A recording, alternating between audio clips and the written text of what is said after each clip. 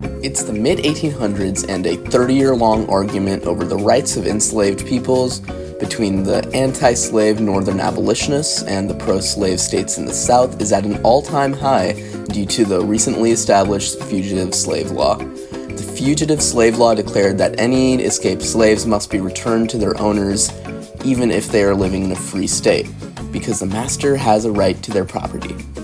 This angered the northern abolitionists, some of which still helped enslaved people escape through the Underground Railroad, a passageway used by runaway slaves to escape to the north.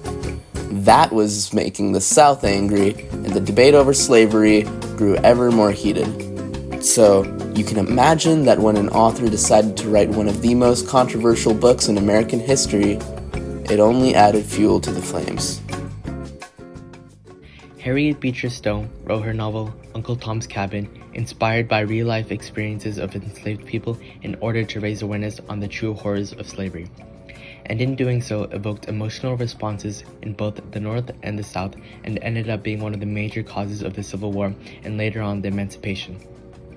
The novel follows two slaves, Uncle Tom, who is a head slave trusted by the master, Mr. Shelby, and Eliza Harris, Mr. Shelby's wife's maid. Tom has a wife and two kids, and Eliza is married to George Shelby and has a son with him named Harry. Mr. Shelby also has a son, and his name is George as well. Let's refer to him as Young George.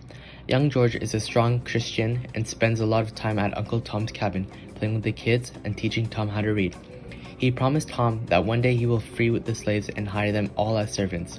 However, unknown to them, Mr. Shelby is in a lot of debt to a slave trader named Mr. Harley. This forces him to sell Uncle Tom and Eliza's son, Harry. Eliza hears about this, and she takes her son to the cabin and warns Tom, who instead of running away decides to stay in order to stop his family from being sold as well. So the two take different paths. Eliza decides to run away, giving up her life in order to protect her son's freedom, and Tom gives up his freedom in order to save his family's life. Haley comes to collect his slaves in the morning, and when he sees that Eliza has run away, him and Mr. Shelby both chase after her. They aren't able to find her until she is already crossing the Ohio River. Going back to Tom, he is being taken down further south on a riverboat and meets a young girl named Eva. Eva, unlike everyone else on the boat, treats Tom with humanity, and later on, Tom saves her from drowning. Because of this, Eva's father decides to buy him off of Haley. Meanwhile, Eliza, who has been running the whole time, is on her way to Canada, traveling through the Underground Railroad. Abolitionists who have been aiding her in escape find her husband, who is also on the run, and the family is reunited in Canada in a few weeks. Back in the South, Tom is promised to be freed for a second time. However, Eva and her father both die, causing Tom to be sold again, this time to a man named Simon Lee Gree. Simon beats up Tom for being a Christian. Another slave, Cassie, drugs Lee Gree and tells Tom to kill him. Instead, Tom proposes to Cassie to escape. However, due to his injuries, Tom isn't able to escape with her and has to stay behind. After Lee Gree wakes up, he has Tom beaten and tortured until a young George, who has fulfilled his promise to the other slaves by freeing them, arrives to buy Tom back. But it's too late for Tom, as his injuries are fatal and he can only die in peace knowing that, because of his sacrifice, his family can be free. A couple of years later, Eliza and her family have been living in Canada for a couple of years when they get a visitor, Eliza's mom, Cassie, the same person that Tom had saved a few years back. Cassie comes to live with the rest of her family, and the story ends. Harriet Beecher Stowe wanted to make the reader feel the reality of slavery by telling two stories of two people, one who ran away from slavery and another that endured it.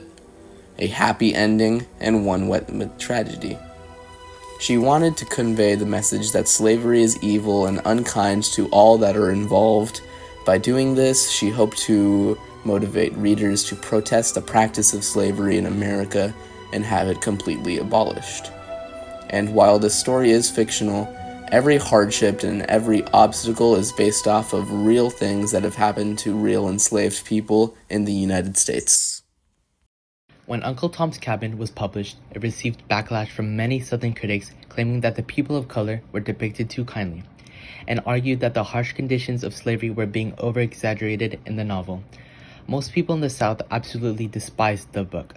However, Americans who supported abolitionism gathered further motivation to protest slavery and call for the immediate conclusion of its practice in America. Considering how the opposing viewpoints of the North and the South over the interpretation of this novel was creating tensions between the two sides on a political, social, and to an extent, an economical level.